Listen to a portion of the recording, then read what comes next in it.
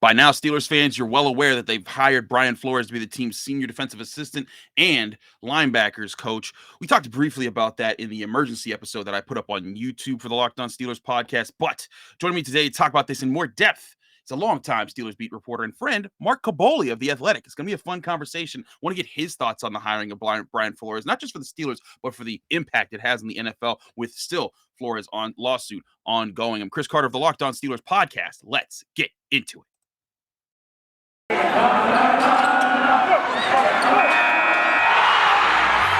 You are Locked On Steelers, your daily Pittsburgh Steelers podcast, part of the Locked On Podcast Network, your team every day.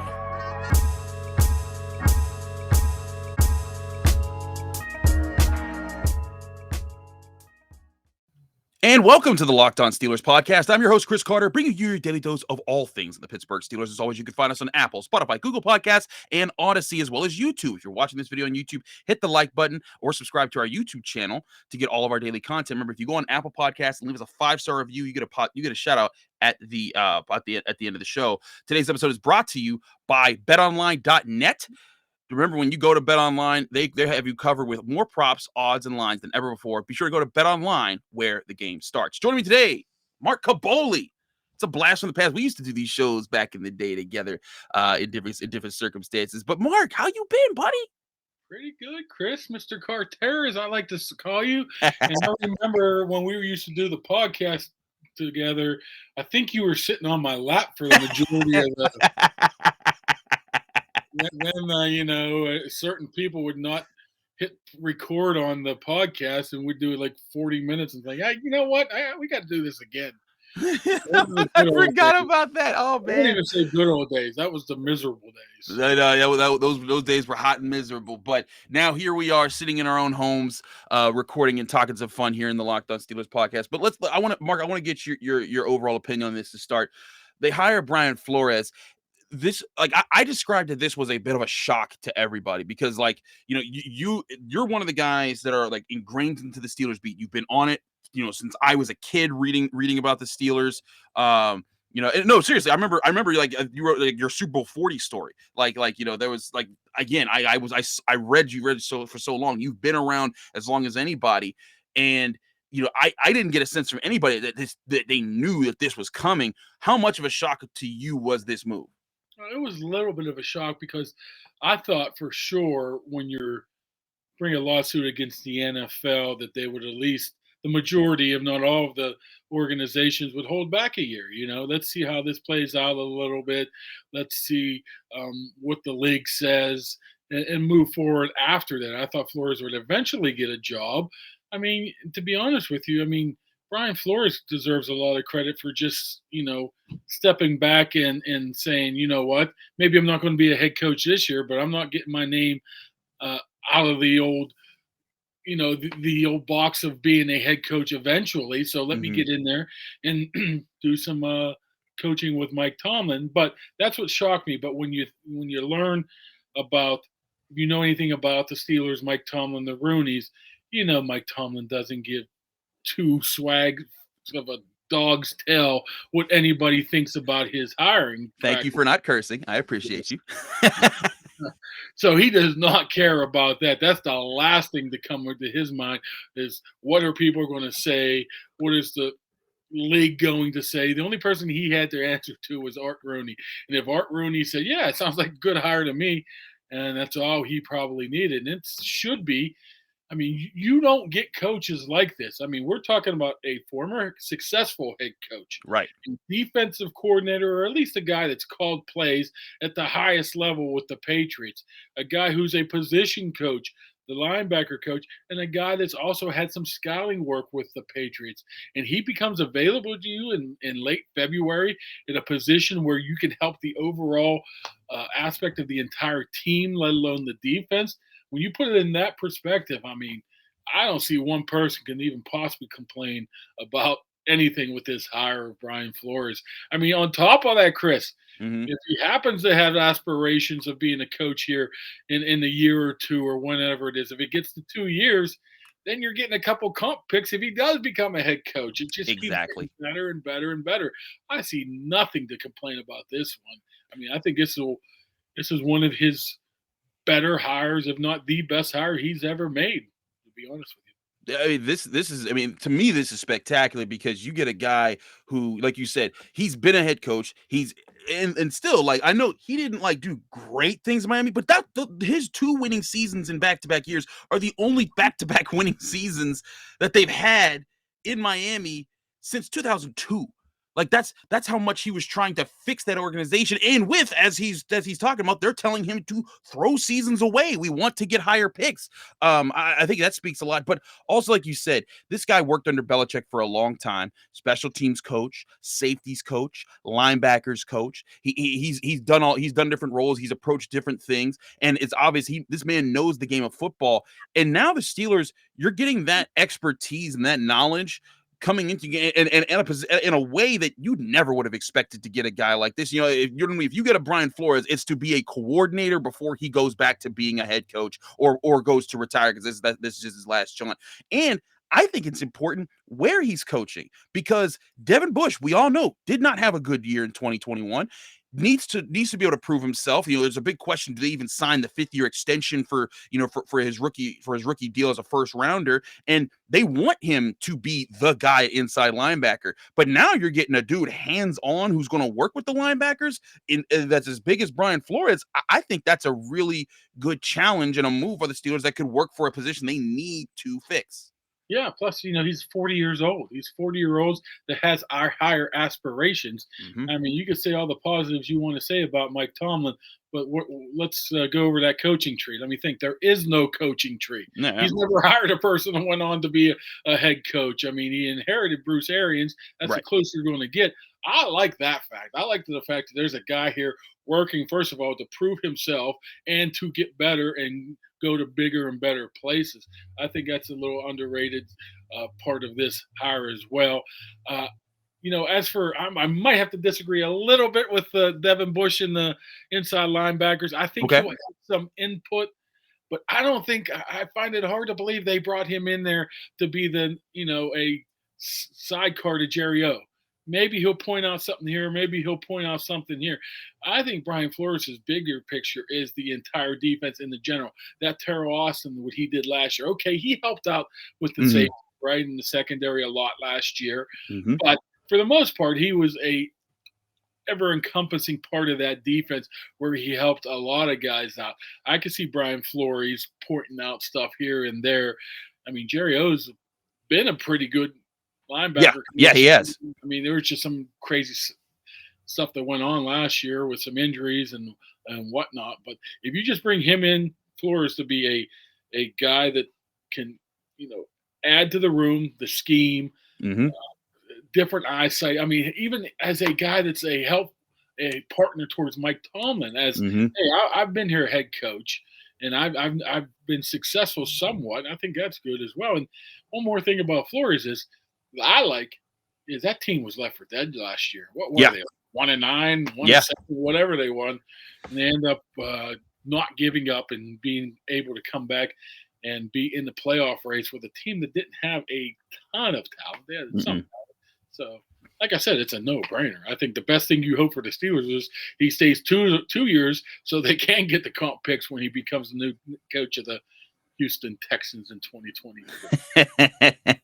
Certainly. There's other aspects I think that involve personnel that could be very interesting with Flores. And I think you bring up a great point. He's not just here just to coach linebackers. That's why he's senior defensive assistant. I think he's going to help at linebackers, though. And I think with Devin Bush, to me, is the reason I was bringing that, because Devin Bush is a very important player in what the Steelers project to want to do on defense. A lot of Steelers fans will sit back and think, man, what if Shazier never got hurt? Where would the organization be? Because he was such a pivotal guy for the defense when he lost his career. But with Devin Bush, you're hoping, maybe he won't be Ryan Shazier, but he will be that kind of cornerstone guy that can be in the middle of the defense and be really good. Looked like he was building to that before towards ACL. Looked like he wasn't getting there. And maybe even if Flores, that's not his number one job as on the team, if he's over top of him, maybe Jerry O and Brian Flores can help him in that way. But I want to ask you some other questions personnel-wise that could come into play, both with guys who are on the Steelers roster and maybe guys who can come to the Steelers roster. We're going to ask you about Brian Flores and more talk right here in the Locked On Steelers podcast in just a minute here. But first, I got to talk to you guys about Built Bar. It's the time of the year where people start to give up on their New Year's resolutions, but this isn't the year. Stick to your resolution and eat right. And here's here to help you with that? It's Built Bar. Built Bar almost feels like it's not really a resolution because you're going to actually enjoy eating these protein bars. Have you ever tried the Puffs flavor? If you haven't, you're missing out because Built Bars have the best tasting bars around. Puffs are the first ever protein-infused marshmallows. They're fluffy, they're marshmallowy, and they're not just a protein bar, they're a treat, and they're covered in 100% real chocolate. Puffs are a fan favorite with so many incredible flavors like the yummy cinnamon churro, the coconut marshmallow, the banana cream pie flavor. They're all so good, and they're going to be your new favorites. All Built Bars are covered in 100% real chocolate, and they're high in protein but low in calories. Most Built Bars contain just 130 calories, 4 grams of sugar, 4 net carbs, and 17 grams of protein. Compare that to the average candy bar that's 240 calories, 30 grams of sugar, and dozens of net carbs. There's so many flavors for you to choose from as well. Coconut almond, peanut butter brownie, double chocolate, raspberry, cookies and cream, salted caramel, all of them available for you. If you go to Built.com, when you go to Built.com, use the promo code LOCKED15. That's LOCKED15, LOCKED15, and you'll get 15% off your next order at Built.com.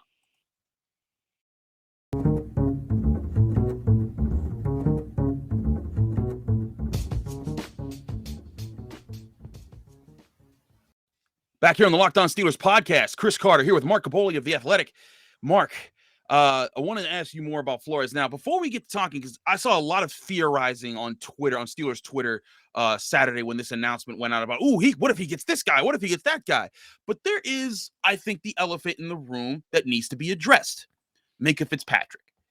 He was, of course, Deshaun Watson. we'll get to that one in a little bit. But the guy that's on the Steelers roster and a pivotal, they hope that Devin Bush can be a pivotal player. Minkah Fitzpatrick is a pivotal player. He's a huge part of what this defense has to be in the next coming years. I did a whole episode with Jenna Harner talking about how they need to make him a focal point moving forward. Actually, I did that with Josh Taylor. My apologies. But anyways, point being, Minkah Fitzpatrick came to the Steelers from Brian Flores' Dolphins. It was very public that he wanted off of that team, and there was obviously not some great things going on there.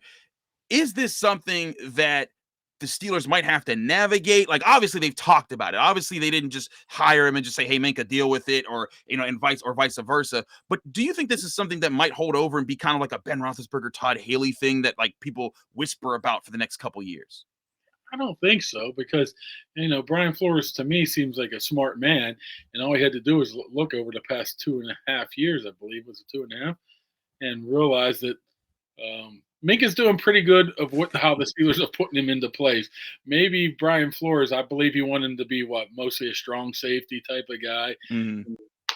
That's not Minkah Fitzpatrick. Right. So I think that Flores is smart enough to realize that you got a guy who's been all pro a couple of times, a Pro Bowl a couple of times, one of the guys that has, I believe, top 5 in turnovers or something like that the past 2 or 3 years, and how successful he is, and realize that they're going to put him in the spot. And you still have to realize that, Teryl Austin probably still does have final say so in it, and Tomlin as well. So I don't think Brian Flores is going to come in the first day and say, "I want Minkah Fitzpatrick as a strong safety playing." I don't think that's the way it's going to flow. I mean, does he have to love him? No. I mean, right. There's a lot of people probably on that team that don't like either one another or a coach, but that doesn't mean you can't play for him. I think Minkah's professional enough. Flores will be professional enough to know what's best for the team. And what's best for the team is let Minkah do, we used to say it with Troy, let him do what Troy does. Let Minkah do what Minkah does. I mean, if he's out there just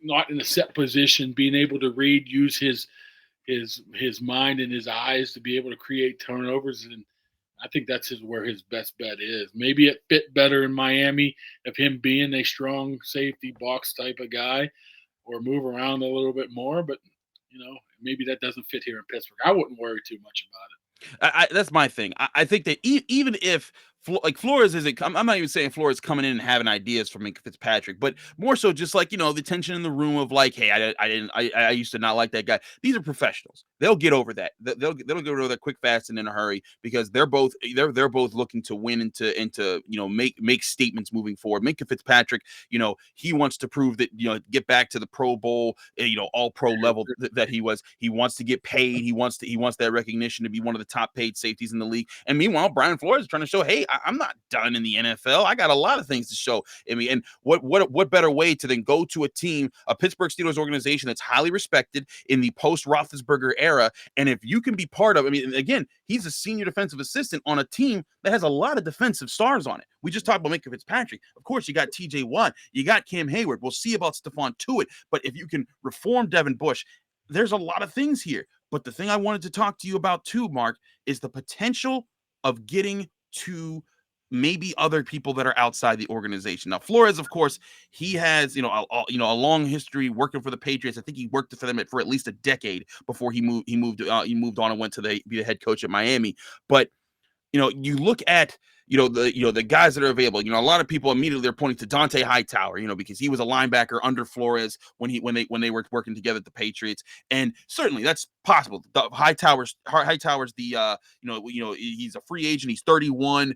He's a guy who the Steelers, you reported long ago that Keith Butler banged the table during the draft. Wanting to get, for them to get Donta Hightower, and they went for David DeCastro instead. So obviously there's been wants and likes there, but I also wonder, how much might this just be? You don't necessarily need to stick to Donta Hightower. How much might it be that like players across the NFL might say, you know what, we already like Mike Tomlin. They got Teryl Austin. Maybe that'll be cool. But now Brian Flores is there.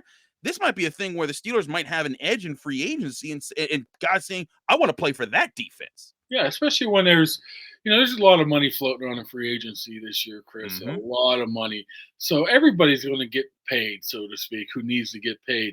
But to be able to make that choice, if I'm going for here for $15 million or here for $15 million, you have to make that decision on if it's coaching staff, if it's ability to win. So it can't hurt. It can't hurt if you see a guy like Brian Flores and you respect what he's able to do. I mean, not only him, as you said, Mike Tomlin. I mean, Carl Dunbar is a very respected defensive lineman as well. Teryl Austin, there's not a person you probably have heard the bad word said about him as well. And this is just on the defensive side of the ball. Mm-hmm. So I don't think it will hurt. That's for sure. But they leave. But the bottom line there is they have the money to back that up this year too, as well. You're not going to say Donta Hightower, come here, but we're giving you $1.2 million. That just doesn't work that way. But what was it? You think about Hightower, I believe, it had to be 3-4 years ago, maybe even not more, that he was here for a visit. He was in the facility. Yeah. They thought they were going to sign him, and he walked out the door and signed with the Patriots like 5 minutes later. So there could be some interest in there. But if you look, I don't know how much you're going to change their way of going about things, especially, specifically with how Hightower, they don't really are interested in 30-year-old free agents. Right. I mean, historically, now does that change because they got more money and they got more needs? Potentially. Maybe. But normally they want a guy that has a little bit more meat left on the bone than a 30-some-year-older that's been around the block sometimes. So, but the overall scheme, I totally agree with you. If you're a guy that likes Brian Flores and believes what he's fighting in, which I would imagine that the majority of the league does, why not? Why not support him? Why not go play for him? So I would say that is definitely on the board. That's something to consider here. But, other guys who might have a little bit more meat on the bone, just with the linebacker position, because I've talked a lot about J.C. Jackson, Stephon Gilmore, and the team's need to get a top corner. But, guys out there who might be a little bit more in the age range. Leighton Vander Esch, who didn't really work out with the Cowboys as their first-round pick, but imagine him being a number 2 next to Devin Bush. He was a guy the Steelers, kept an eye on, a few years back. Another guy, Rashaan Evans from the same draft. Both of those guys, 26, 27-year-olds. They're unrestricted free agents this year. Those are guys that you can bring in. And if Devin Bush can get back to where he was trending towards before his injury, and you put those guys next to him, you don't need the inside linebacker position to be superstars. You just need them to be good, because you already have the defensive line that you're thinking is going to be playing at a high level. You already have TJ Watt. You're expecting your secondary to be really good with, Minkah Fitzpatrick. Maybe you add a corner or two that get to that mix. Maybe you bring back Akella Witherspoon. And then all of a sudden you have pieces in the middle of your defense that are athletic, who can challenge the run and help in the pass. And then you're talking about a completely different defense from what you saw in 2021 when they couldn't stop the run. Now, maybe they can stop the run, and they're allowing their corners and their safeties to have more predictable passing situations. Whereas, last year, teams could come out in 3rd and 5 and run the ball and think there's a good chance we could get it. And it kind of kept the Steelers from being, able to pin their ears back and think, hey, they're definitely throwing the ball here. Still was able to lead the league in sacks. And still found a way to do that for a 5th straight year, which is ridiculous. Which I assume why your little diatribe there, Mr. Carter, you're not a big Joe Schobert fan. I think Joe Schobert gave a lot of great effort this season. And I think that for what they needed him to do, he did. Like they needed just a veteran who could fill in there. And I still say he was worth his signing simply for the fumble he forced against the Browns in that first game. Because if he doesn't force that, the Browns might have beaten the Steelers in that game, and that would have changed the entire tone of the season. So I think Steelers-wise, for what the season had to be this past year, he was worth the signing. But at the money that he's going to cost, I don't have the numbers in front of me. I could get them in a second. 10 million. I think 10 million. I think that's 10 in the next 3 years. That's just a lot of cap space to have to eat.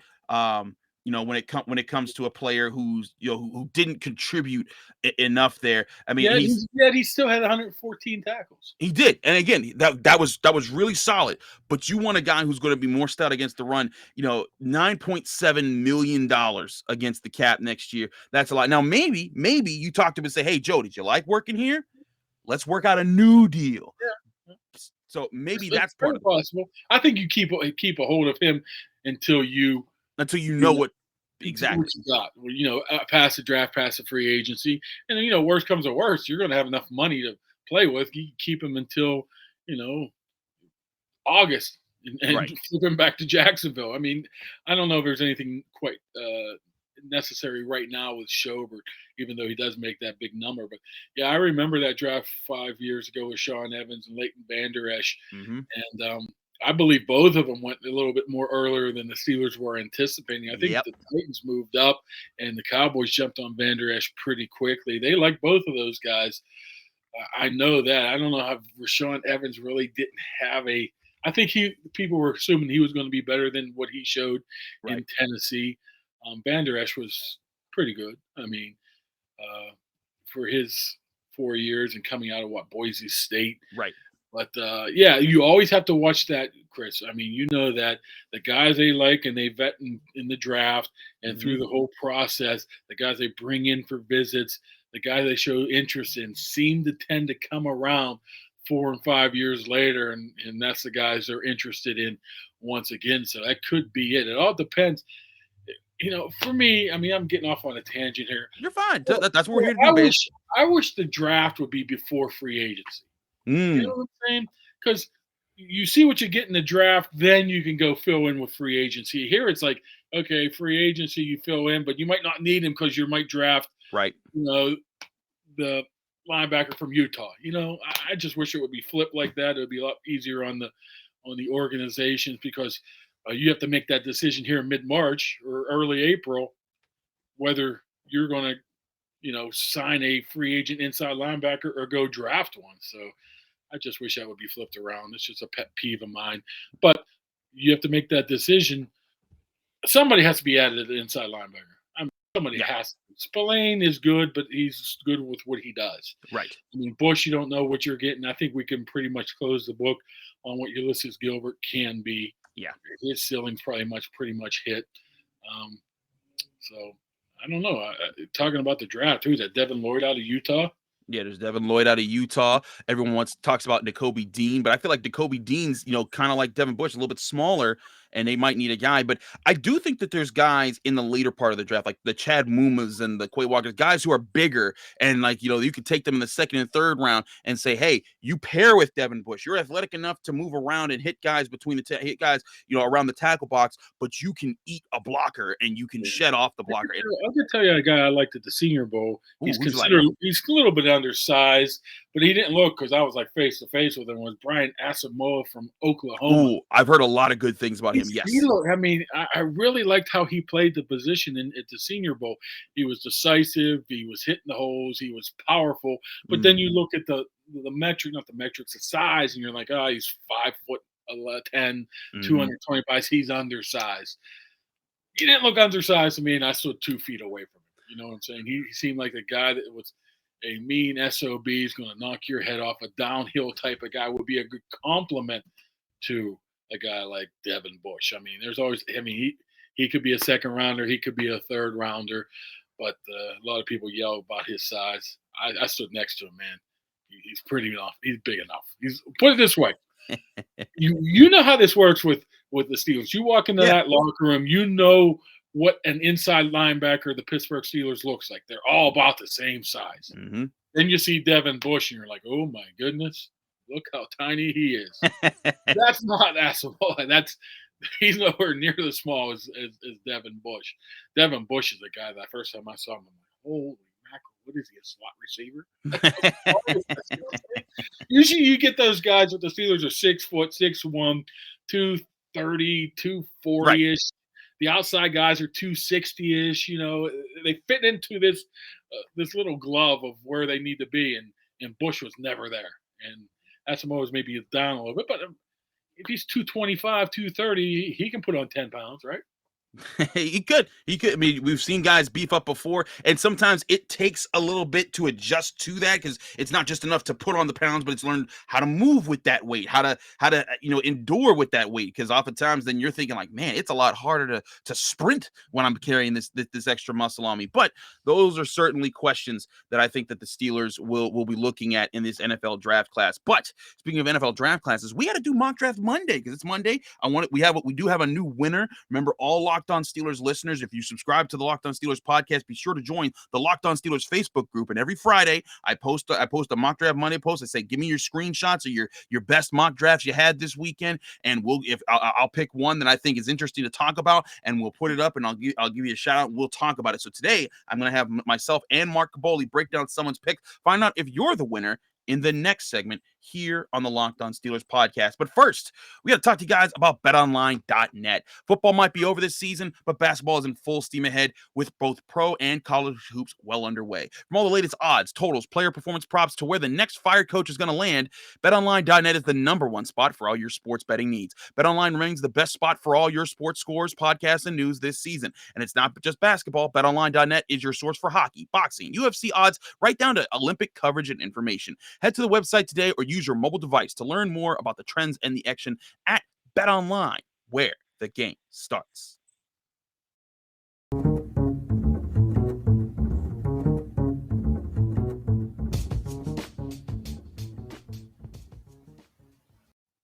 And back here on the Locked On Steelers podcast, I'm Chris Carter. He's Mark Caboli of The Athletic. We're here talking mock draft Monday now. We talked a lot about Brian Flores, but we always got to do our mock draft Monday. We thank you to all the participants who always jump in, give me their mock drafts, give me their reasonings for their mock drafts, because that's really cool. Now, every week we announce a winner, so I'm announcing this week's winner. Congratulations to Clint Fritz.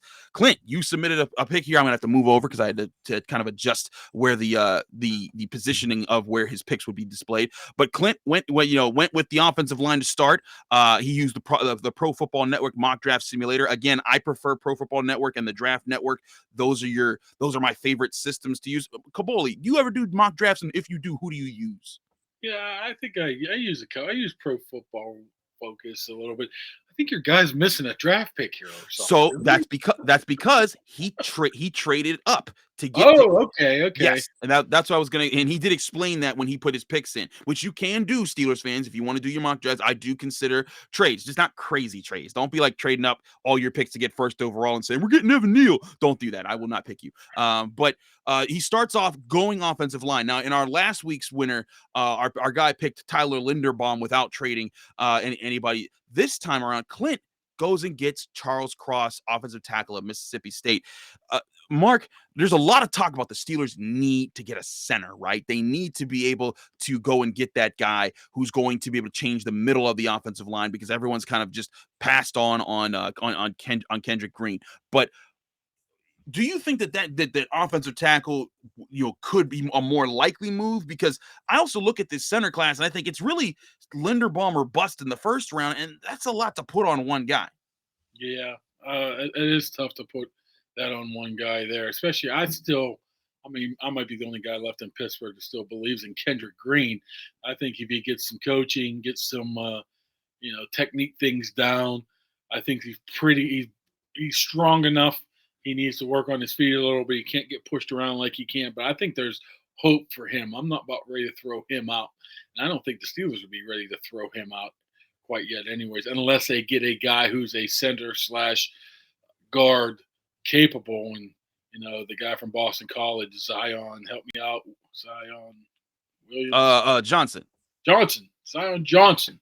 He's a guy he's mostly a guard, but he's taking some center snaps at Senior Bowl. If you get a guy like that and you cover your rear end there, maybe something like that. I think it should be offensive line. I think it should be tackle. I like Charles Cross. He's a guy that showed he can be a guy that can be a run blocking guy and a guy who can pass block just as well. I mean, he had two totally different style of coaches at Mississippi, Ole Miss, and he was able to do both of those pretty well. Younger guy, strong guy, athletic guy. Will he be there? Who knows? That's what the draft's all about right there. Yep. But then you try to that's you look at your heart right there and you're like, that's who you think they should take. Then you use your head and say, wait a second. When was the last time they took a tackle in the first round? It's been a long time. 1996? Yeah. Something like that. I think there must be a reason why they do that. They must not believe that's a worthy pick of using an offensive tackle in the first round.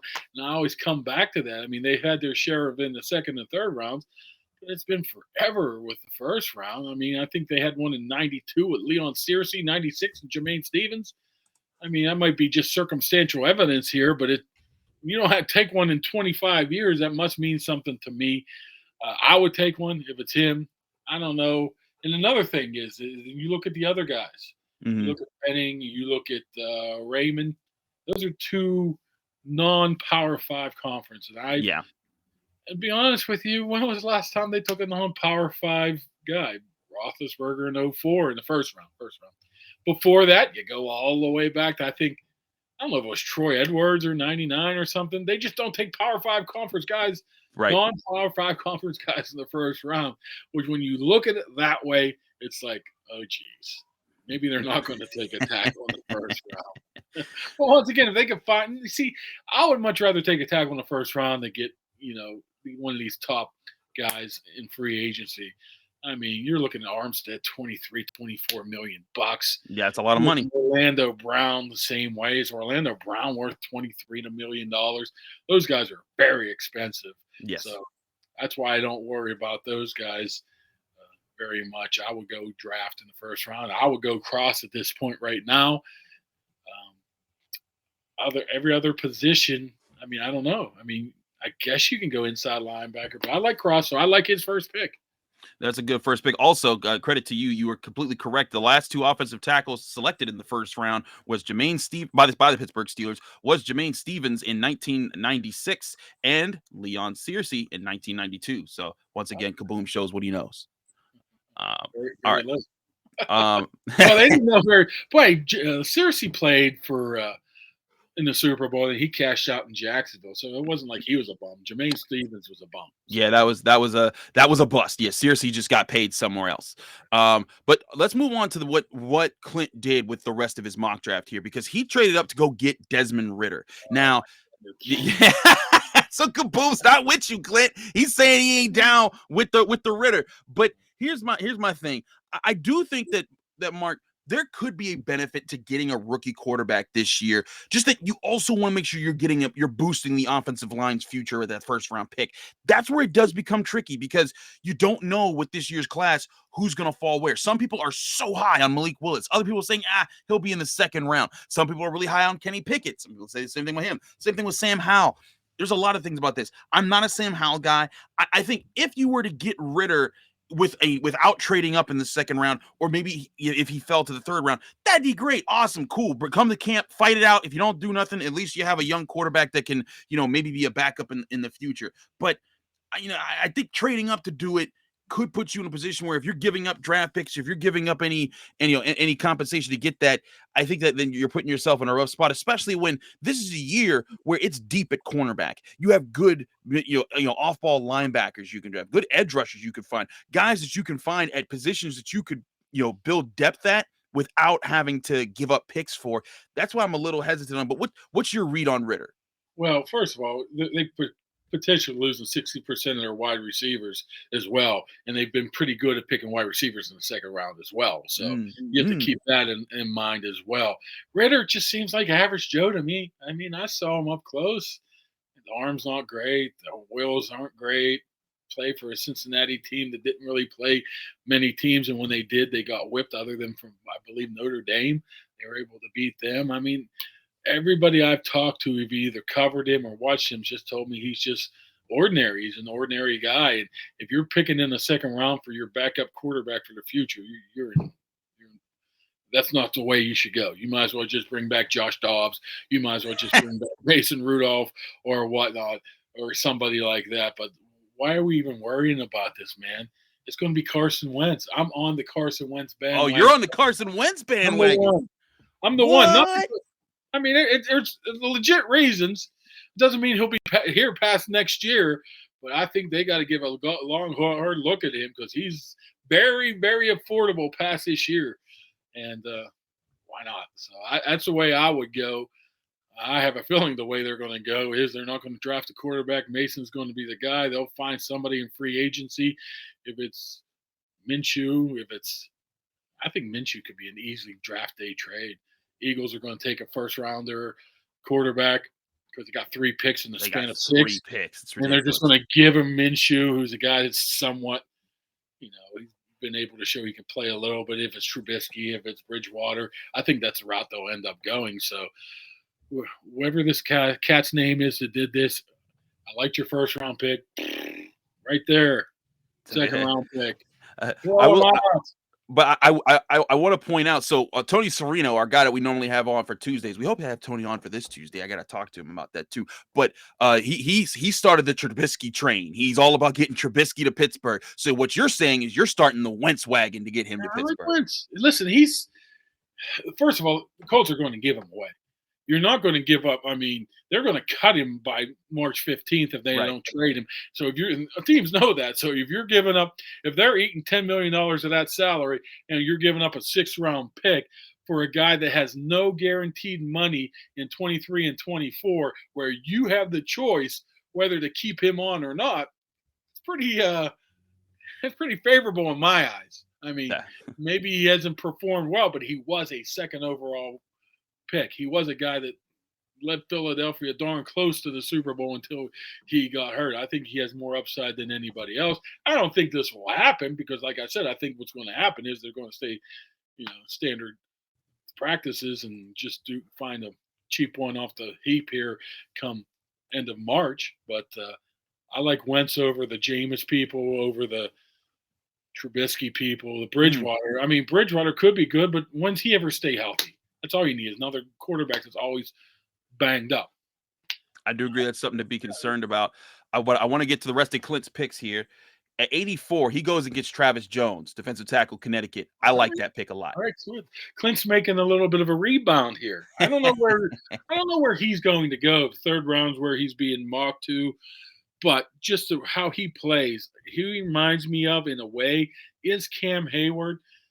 Just for the fact of the way he can push that pile. You know what I'm saying? He just in that Senior Bowl, I don't think anybody stood him up. He just collapsed the pocket from the inside. And you don't need guys to go and have 12, 14 sacks. That's why you got Watt, Highsmith, Hayward. You need a guy just to have that push in the face. And I think he showed that. He at least showed that in the Senior Bowl against some pretty good offensive linemen. Now, it is Connecticut, and you have to make that decision. But he's not really a guy that they would lean to anymore. He's not a fast guy, a quick guy. He's just a powerful guy that can collapse the pocket. So depends. I mean, I would much rather him maybe later, but I don't know if he'll go later. But that's a pick I could deal with.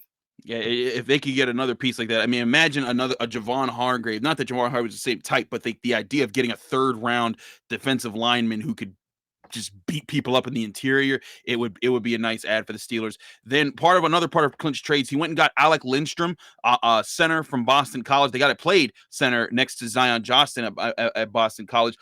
Lindstrom for a lot of people is like the next center on the board after Tyler Linderbaum, who actually played center. Zion, played a little bit of center during the Senior Bowl, so there's he's gonna have that transition. But Lindstrom, a guy that's not overly demonstrative in being a dominant player on the offensive line, but if you wanted to add another guy to the mix who could be a battle for depth at center, that could be an option there. So I think that's interesting. But Mark, between Lindstrom, with all the trades, it basically falls down to the 7th round picks for Clint here. So you got Lindstrom with the 92nd overall pick. Then in the 200s, he gets Jack Sanborn, a physical, bigger style linebacker out of Wisconsin, and then a Pitt guy, Tazier Mack, who was a guy that played for Pitt for the past seemed like 7 years. He's almost like up there, with Trey, but with Trey Tipton. But Tazier Mack was a decent receiver for Pitt for a couple of years, and then got hurt this last year in the middle of him having a good season with Kenny Pickett.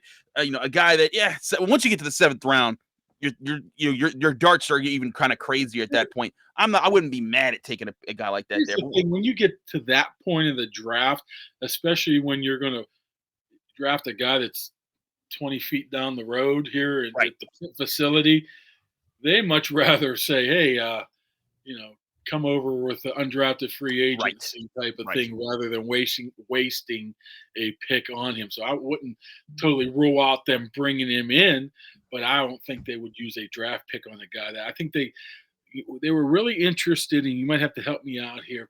The Pitt safety from last year. What was his name? He ended up going to Buffalo. DeMar Hamlin?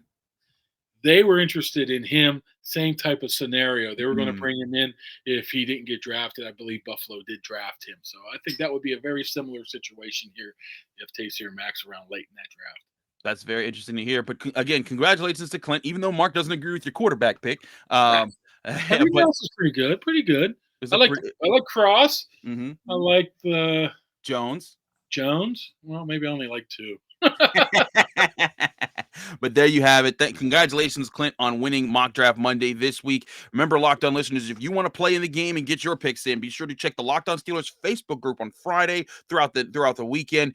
There'll be a post at the top of the page that says this is the Mock Draft Monday post. Be sure to submit a screenshot with your picks. It helps if you trade. Explain to me what you traded and your reasoning behind your picks, and it'll help you get on the show. We'll have someone next week for another winner. But we got to thank our man, Kaboom, Mark Kaboli, on the scene. Thank you so much for joining the Locked On Steelers podcast. We had a great time having you here. You and I, we have some fun conversations all the time when we're standing around at Steelers practice watching stuff.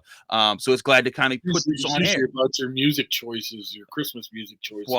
Whoa. Don't be coming up my Christmas music choice. We have similar tastes outside of you don't like anything that's like past 1970. What did you pick as one of your favorite Christmas? It was like not Mariah. It was somebody like TLC's Sleigh Ride. Yeah. What are you talking about? Very Merry Christmas and a Happy New Year. Come on, man. That's like one of the jams. That's what I get for being born in '89, though. Nat King Cole here. Everybody else here. Know This Christmas from Donny Hathaway. Come on, that's a legendary song. No, what when I forgot to was Bing Crosby's. Bing Crosby, Bing Crosby could just read the phone book and he'd be like, "That's pretty cool." The old Rumpa Bump Bump song. What was that? The Little Drummer Boy. That's what you call it. Rumpa Bump. You just sit there and go Rumpa Bump Bum. That's the Little Drummer Boy. Okay, Mark. Whatever. It was great. That's not fair too. See, I was starting to think you were talking Missy Elliott would work it, and I was so lost. All right, we're way off topic. Mark, let me know they can find you, follow you, and get more of your work. Oh, you can go to theathletic.com. Check us out at the Steelers there. Don't follow me on Twitter because I make very random posts that people misunderstand and think I'm talking about something else and yell at me. So remind you, if you follow me on Twitter, I always remind people, there's a 99% chance that I'm being trying to be funny. Sarcastic. So don't take everything so seriously. Other when it comes to the Steelers. Everything else, whatever. Don't let Mark fool you, y'all. He's a fun guy to follow. He has some funny conversations. Thanks again, Mark, for joining the Locked On Steelers podcast. I'm your host, Chris Carter. You can follow me on Twitter and Instagram at Carter Critiques. You can listen to this show and watch this show on Apple, Spotify, Google Podcasts, Odyssey, and YouTube. Hit the like button if you're watching this video on YouTube. Subscribe to our YouTube channel for all of our daily content. If you want to help out the show further, go on Apple Podcasts, leave a 5-star review, add a positive comment, and you'll get a shout out at the end of the show, like this person who calls himself Steel City Champs with 2 Z's and says, Chris is on fire. Such a great show, Chris. Thank you for the deep dedication and advanced knowledge you bring to the show. Listeners like me are always learning something from them. And to one half of the Migos, keep setting the trend. And that's a joke because I'm part of the Migos with Wes Euler and Arthur Moats on Steeler Nation Radio. So that's a fun thing. It's an inside joke, Mark, but we have that. But do you really want to be associated with Wes? Oh, I love Wes. Don't you come up, my boy, even though he's a West Virginia guy. That's fine. We put up with that there. That's right. Moats and I give him the business on most Mondays. So do check that out. But Mark, thanks again for joining us. This has been another great episode of the Locked On Steelers podcast. Be back on your screens and in your ears on Tuesday.